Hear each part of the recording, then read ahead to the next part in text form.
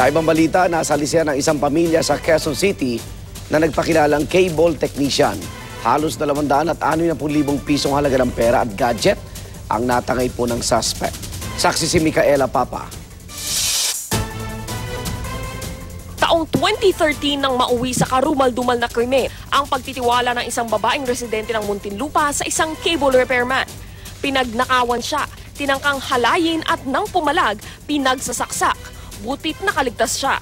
2 taon natapos niyan, isa namang nagpakilalang technician ng Sky Cable ang nagnakaw rin sa isang pamilya. Halos 260,000 pesos na halaga ng cash, gadgets at mamahaling accessories ang nakuha sa pamilya Kerimit.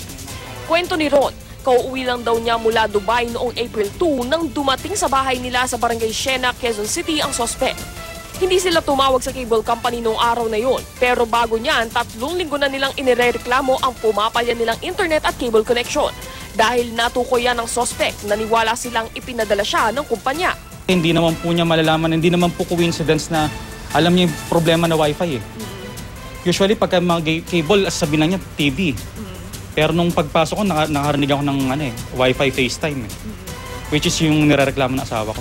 Iniwan niya ang suspect dahil pinakiusapan daw siyang i-check ang signal ng TV habang kinukumpuni ang cable box. Pati ang kasambahay na naiwan kasama ng suspect, pinaalis din. Siguro mga 5 minutes or more na siguro. Sabi ko, tagal naman na bumaba ako. Tingin ko wala na. Asan yung tao? Sabi ganun. Malis na sir, sabi ng namin. Nakuhanan pa ng CCTV ng barangay ang lalaki habang paalis sa kanilang lugar sakay ng motorsiklo. Ayon sa barangay, 3 beses na raw may inireport na ganitong modus sa lugar na isinumbong na nila sa pulisya. Sakto naman po na may umano na sa amin ng taga Sky Cable. Kinal ko na rin po yung attention nila na meron na kaming ilang reported na kamukha nun sa OFW na yon. Nakilala ang sospek na si Emmanuel Armas alias Harold Manalo base sa mga naunang record niya sa pulisya. Wala pang opisyal na pahayag ang Sky Cable kaugnay sa insidente. Pero sabi raw sa mga biktima ng taga Sky Cable na nag-iimbestiga sa insidente, hindi nila empleyado ang sospek.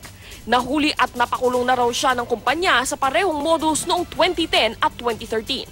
Ako si Micaela Papa, ang inyong saksi.